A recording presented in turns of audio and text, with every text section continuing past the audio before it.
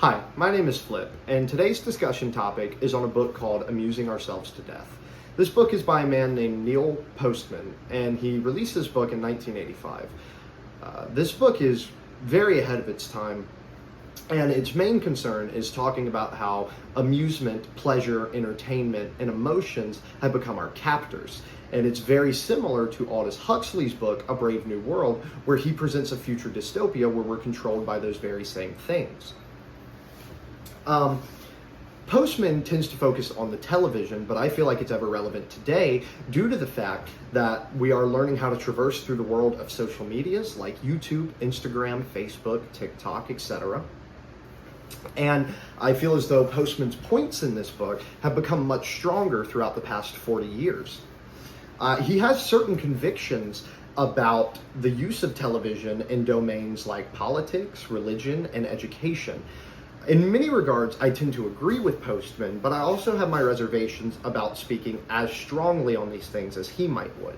I believe there are certain people, such as Wesley Huff, Gavin Ortlund, and certain preachers like John MacArthur or Voddie Baucham, just to name a couple, that have been able to very successfully use social media platforms like YouTube for the spread of the gospel and for the building up of God's kingdom. However, I don't feel like that's the case across the board.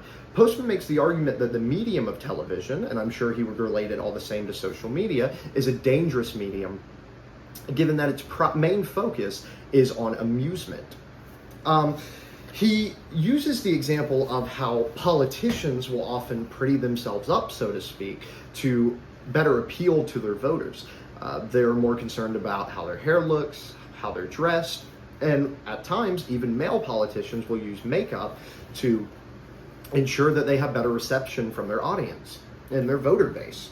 I would like to quote Neil Postman on page 126, where he says, "If politics is like show business, then the idea is not to pursue excellence, clarity, or honesty, but to appear as if you are, which is another matter altogether."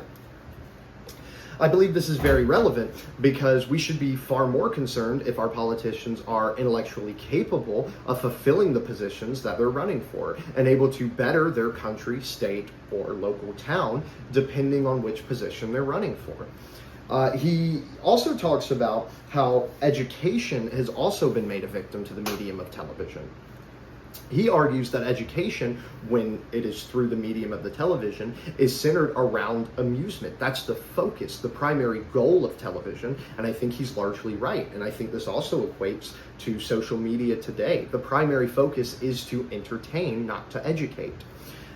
He also uses Sesame Street as an example to compare to the education received from Sesame Street as opposed to the educational environment in a physical classroom.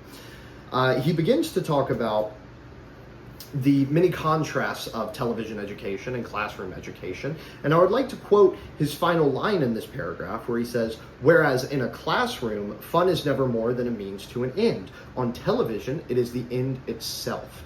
That's very problematic as we're teaching our children that education is valued by how much it entertains you, by how much it amuses you, not how true it is or how practical it is to your life, and that's a very dangerous precedent to set.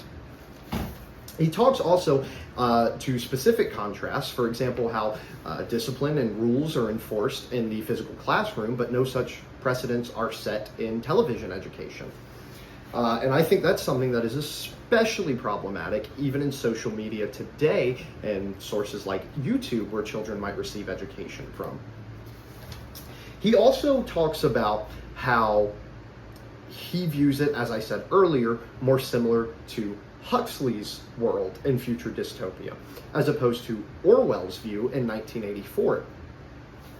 In Orwell's 1984, he paints a picture of a totalitarian government that enforces compliance through pain and through blunt force. However, Huxley presents the idea that we are intentionally made captors of our amusement, of our entertainment, of our pleasure, and of our emotions. The way that Postman presents that this is done is just how much information we're given and how much irrelevant information we're given. They don't call it the age of information for nothing. We are filled with so much information that it becomes nearly impossible to discern what information is valuable and truthful and applicable versus what truth has no actual impact on our lives, and it becomes a grand distraction for us. And of course, when you have this huge influx of entertainment or of information, the information becomes entertainment and nothing more. The means to the end, even in education, becomes entertainment. And that is one of the ways that we are controlled by our amusement, like Huxley would present in A Brave New World. This also relates greatly to the empty self that J.P. Moreland presents in the book Love Your God with All Your Mind. One characteristic that I think is incredibly pertinent to this discussion is how individualistic the empty self is that J.P. Moreland introduces. I believe the television makes us more individualistic, as Postman states that the social interaction is taken out of the schools or out of the education when the education is delegated to television as opposed to the public classroom. And this becomes incredibly dangerous as it makes us more immature and infantile, as well as keeping us from being able to develop intellectually and grow in our maturity. Overall, I think largely television and social media, while in some cases can be used for positive and fruitful gains, is largely hindering society and the thinking man. And I think it is in many ways very dangerous to our epistemology. I thank you so much for watching, and I hope you enjoyed, and I hope you have a great day. God bless.